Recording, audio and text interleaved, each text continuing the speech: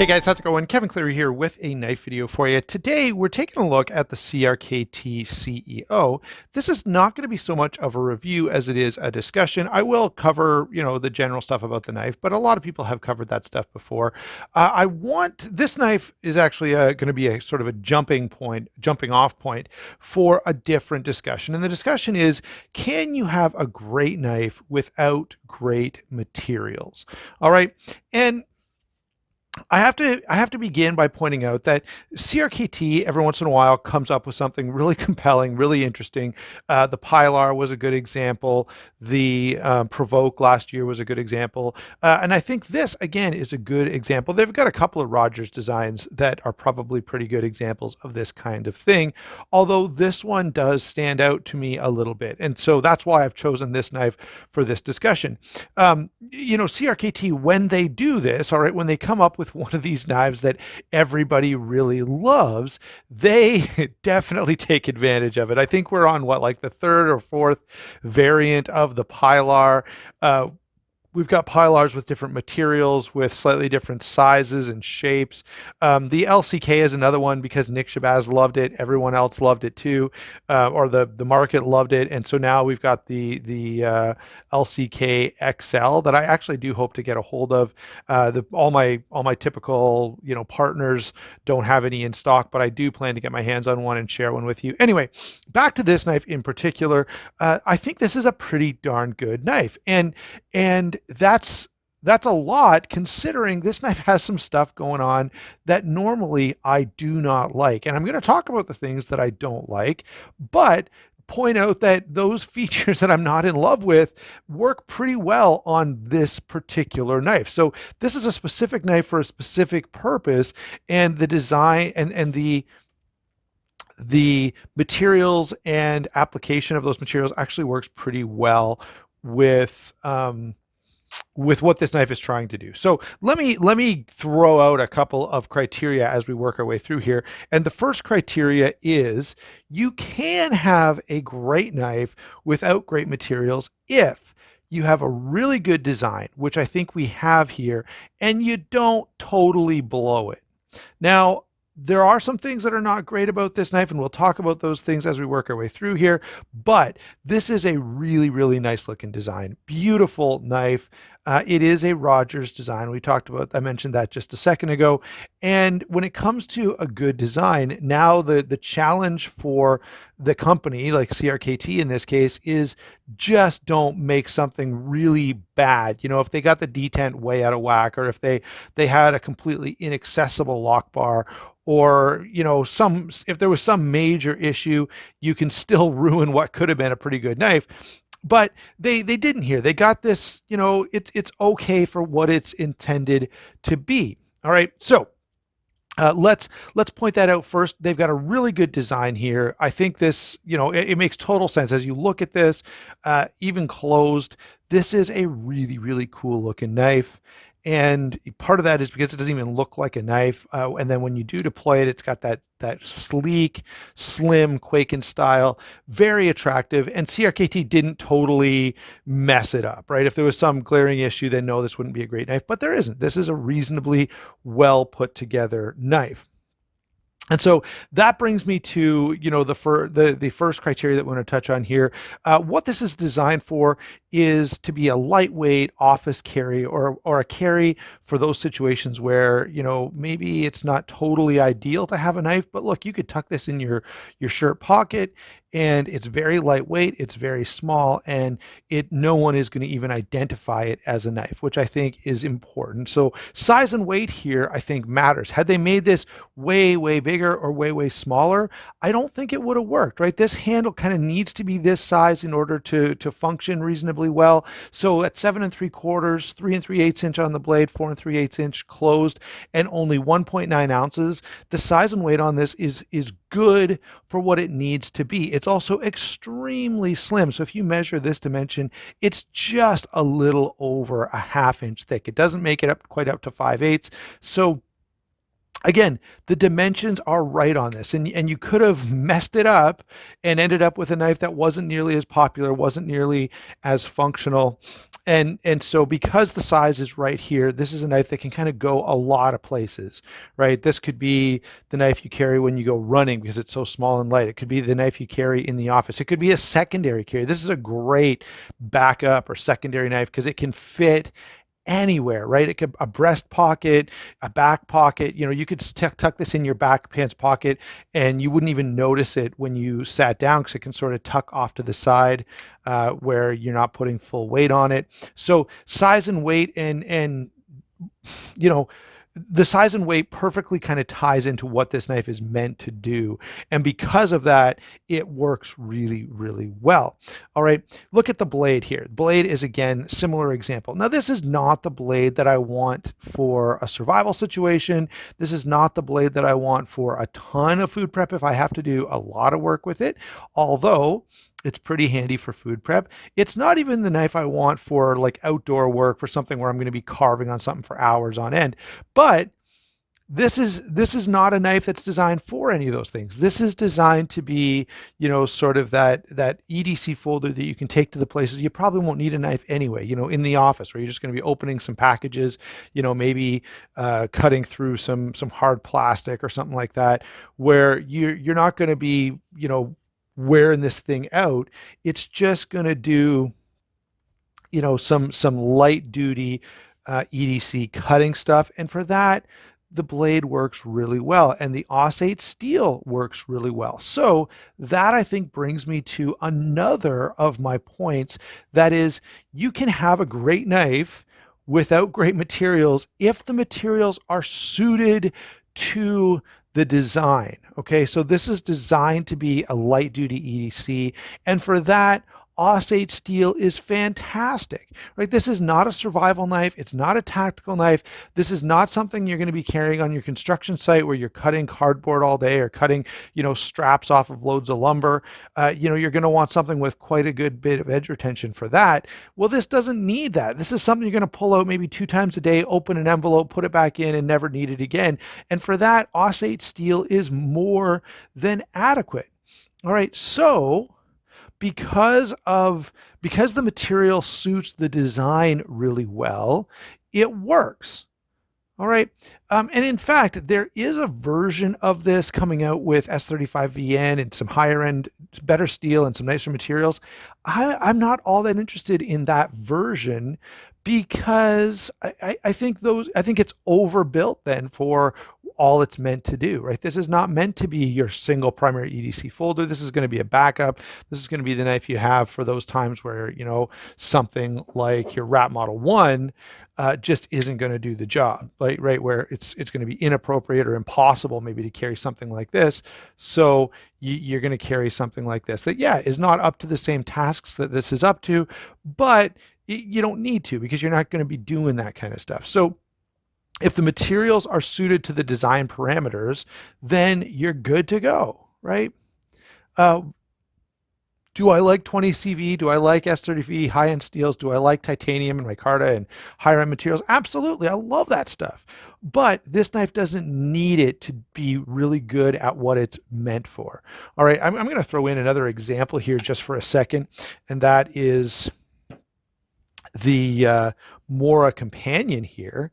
There's nothing fancy about this. This is pretty budget materials, not a super high-end steel, but again, it does what it's intended for pretty well. Perhaps you could want slightly better edge retention from a Mora, but remember the price point, and that brings me to the next point here, and that is the price point. Before we get over to the action, which we'll talk about in a second, if this knife was overpriced, you would blow it, right? If you said I want $60 or $70 for this, forget it. No one's interested in paying that for Auss-8 steel and reinforced nylon. But at the $40 that this costs, and I think if you shop around, you can probably get it for less. That's not so bad, okay? So so now we've made that point about price. We'll probably come back to that, and we'll sort of conclude by reiterating all the things that that we've talked about. The next thing I want to touch on is the action. So the previous version, I did get some complaints. All right, when I first showed people this knife, I did get some complaints that the original version with the thumb studs were really hard to access. Um, and that's going to be something that would be a deal breaker for me. And probably had I had that first version, I wouldn't be being this positive about this because, as I say, it's kind of right on the borderline. There's some things that I don't like about it, and if you added that one more thing, it would be a different discussion. But we got a liner lock on bearings with a flipper. The detent is really nice, and again, I think that's important. This knife does snap out in a pretty satisfying way, which is really fun. Now the blade doesn't drop shut, but it's so light. Like this, there's hardly any steel here, so that kind of makes sense. The other complaint I have about this is the lock bar can be a little tough to get a hold of. I either have to sort of get the tip of my thumbnail in there, or I've got to kind of really jam the fat of my thumb in there to get it to open. So I would definitely want a more accessible lock bar here, and you can see how it's not showing at all, right? Had they just, you know, carved out a little bit right here, I think it would have helped. Anyway, they didn't. It's not the end of the world. I can still do it, but it's just not enjoyable. And that does take something away from the knife. Again, I kind of give it a pass because of what it's designed to do, right? A knife like this, where I'm going to be using it and I'm relying on it a little more, I probably wouldn't give a pass if I couldn't get my hands on the lock bar here. But in this case, it's definitely okay. All right, I can do it. It's just not the most convenient thing in the world. So in terms of lockup and deployment, it works really well. It's not drop shut, and the liner lock is a little hard to access, but it's not the end of the world, okay? So that's the action. Let's finally talk about the handle, and there are some cool things I like about the handle. First of all, I think this design is really, really great, and I know Rogers deserves the credit for that. It's his design, but really well done. And CRKT didn't totally blow it. Nice deep carry pocket clip that's very slim. We've already talked about how it looks just like a pen. It is reversible, which is definitely helpful. We've got stainless steel liners, and there is some internal milling there. Let's see if I can show you. You can kind of see it there. There's a little, maybe from this side it'd be easier to spot. There you go. Look, you can see the holes there now. So there is some internal milling there to lighten things up, and that's again kind of welcome. So in terms of construction here, I don't really have a problem. The last point, and this is something I normally really dislike, this is reinforced nylon. All right, fiber FRN, or I think Cold Steel calls theirs Grivery or whatever. They're all just like a reinforced plastic, which normally I don't like because it makes the knife feel cheap, but they've done a really nice job. I think the full liners help, the texturing helps. This does not feel cheap. It doesn't feel chintzy to me. It feels actually pretty good and pretty substantial in hand, which is nice. All right, can I get a little bit of flex here? I can get a little bit of flex, but it's not, I've picked on these knives before, but the Griptilian and the Manix lightweight, they both feel really cheap to me. And so for those, in those, I don't like the application of the FRN, but here it works okay. And again, because the materials are suited to the design, I'm not really upset over it. And of course, consistent with the price point. All right, so handle works fine. Again, it's not ergonomically, it's acceptable. All right, but it's not amazing, and that's because it's so small, right? Nothing this small. Grab a pencil or a pen and kind of try to grip it like this, and yeah, you're not going to get a lot of a grip on it. It's going to be a little uncomfortable, but this is not the knife I'm going to use for skinning a deer or, in a tactical application, right? I know any edged object will work if you're absolutely in dire straits, but the point is, the handle construction and even the ergonomics are fine for what this knife is designed for. All right, so let me throw in some comparisons of knives that are better in terms of quality, in terms of some aspects of performance. The action is better for sure on these. The action is even better on the Rat Model 1, no question. All of these, the lock bar is more accessible, but right? None of these are going to be as slim and easy to carry, right? The CRKT is doing something different and interesting that is very welcome. And by the way, I wouldn't be surprised if we saw some more knives that kind of follow this trend. It tends to be the way it goes. The knife industry is very derivative, like every other industry. And if somebody like CJRB or Civivi does something like this and improves on it, then yeah, we may have a different discussion. Now, of course, price point will matter in that case as well. I don't want to belabor a bunch of comparisons because this is doing something unique and really interesting, which I'm definitely a fan of. So, what do I think of the CRKT CEO? I actually think it's a pretty well done knife, and I like that CRKT has done this. All right. Can you make a great knife that doesn't have great materials, right? Yeah, you can. So let me just reiterate the points that we've made. Yes, you can if you have a great design and you don't totally blow it, all right? What I mean by that is, if there was some glaring issue, we kind of talked about that, then that could ruin it. But we've got a good design and it's reasonably well done, so that's fine. Secondly, yes, if the materials are suited to the design parameters. So again, AUS8 and GRN, they're fine for what this knife is intended for. This is not your survival knife. This is not your tactical knife. This is a lightweight, light duty office carry, and as such, the materials given are totally appropriate. Third, if you price appropriately. So yeah, if this was 10 or 20 or $15 more, it would be a very different discussion we'd be having here. And finally, the last point that we haven't brought up yet that can really mess up a knife is, yes, if you don't overhype it, okay, or if you don't mismarket it. And a famous example is the SOG Aegis. It was a very lightly built knife. It wasn't meant for crazy hard use. It was FRN. It felt pretty flimsy, and they talked about it as, competition for the Recon One, right? As this hard use, heavy duty thing, which was 100% marketing, right? It was not a heavy duty knife in any way. The grind wasn't heavy duty. The design, nothing about it was heavy duty. And so had CRKT come out and started talking about this being, a great like tactical folder, had it been associated with James Williams and it was like a hidden knife that you were going to pull out and deploy like a ninja, it wouldn't have been as popular. But when they say, hey, this is just a slim office carry, you can throw it in your breast pocket, it works really well. So yes, you can have a great knife without great materials if you get a few things right. Thanks for watching. Don't forget to like and subscribe, and let me know what you think of this knife.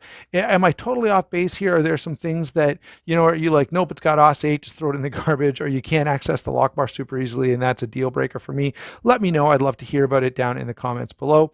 Again, thanks for watching. Don't forget to check out those channel sponsors. That does help me a whole lot when you guys go and use those channel sponsors, and you get to save some money as well. So they're down in the description box. Discount code SHARPSTUFF at White Mountain Knives and at Southern Edge Knife Works. Again, thanks for watching. We'll talk to you soon.